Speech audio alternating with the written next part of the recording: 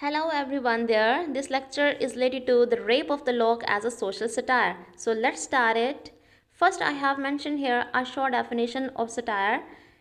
Satire is a genre of visual, literary, and performing arts, usually in the form of fiction, less frequently non fiction, in which vices, follies, abuses, and shortcomings are held up to ridicule with the intent of shaming individuals, corporations, government, or society itself into improvement. So we come to know that basically the writers and the poets they make use of satire because they want to ridicule or to criticize the behavior of people, and mostly it is done in social and political context.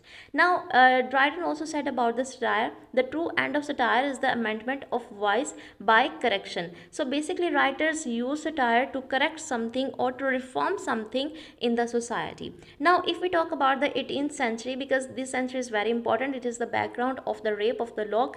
In the 18th century, there were so many political, social, and economical transformation in that period.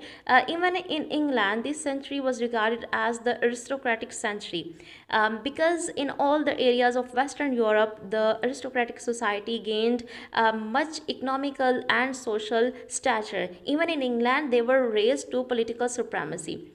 European politics, philosophy, science, and communications were radically reoriented during the course of the long 18th century. Now, if we talk about the literature, that what were the common trends of that time, we come to know reason, intellect, correctness, satirical spirits were the main characteristics of the 18th century. So that is why that this century is often referred to as the age of reason or enlightenment. Now, as you know that Pope started writing this poem, "The Rape of the Lock," because he wanted to reconcile between two quarreling families. But as the poem progressed, he forgot about the original intention, with which he started writing this poem, and then he satirized the follies and the absurdities of his time. Now, what was the basic purpose of Pope's using satire in this poem? Because he actually wants to point out all the shortcomings of the society, by ridiculing the accepted standards of thoughts, and he also pointed out the flaws of Britain as well as the hypocrisy of the time which was prevailing in that time.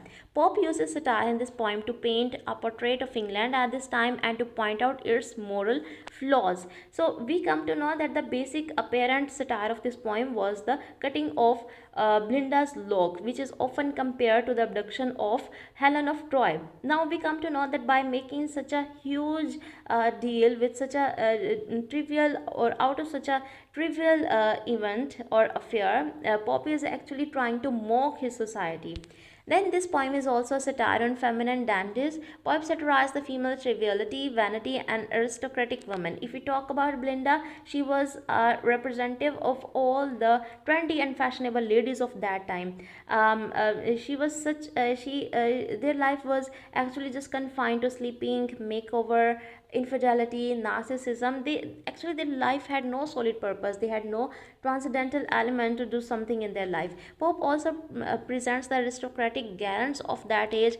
If we talk about the men of that age, they were particularly weak at beauty. Even the most intelligent or the most intellectual people were ready to sacrifice everything at the altar of beauty and love. And most of the time, they were just busy in amorous intrigues.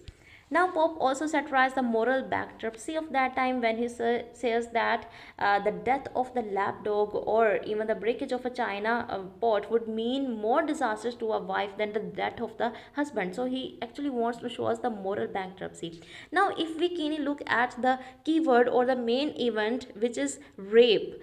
Now you know that rape means to sexually assault someone or to have sex with someone without their proper permission or consentation. So we come to know that this word is very sensitive, but Pope actually uses this word to satirize the cutting of Blinda's lock, and he also wants to show us that it was such a humiliating violation for Belinda that she showed her very hysterical reaction to it. For example, Pop says, "But mighty contest rise from trivial things."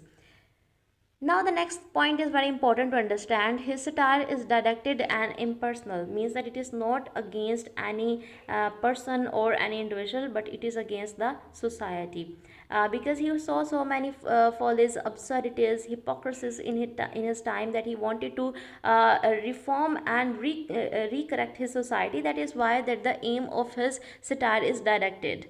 Then he also satirized the corruption in sacred institutions like judiciary. He mocked at the attitude of judges and judiciary because they were busy in making hasty decisions. In the afternoon, they would sign the sentence so that they might be easy or free at the dinner time. So he also shows us their lack of responsibility. Now he also satirized the political system and the Queen Anne, because she used to come to the Hampton court just to have some counsel of her advisors or to have some tea. So we come to know that the Queen Anne also had so much leisure time, that she was free all the time, and she in the evening she would come there.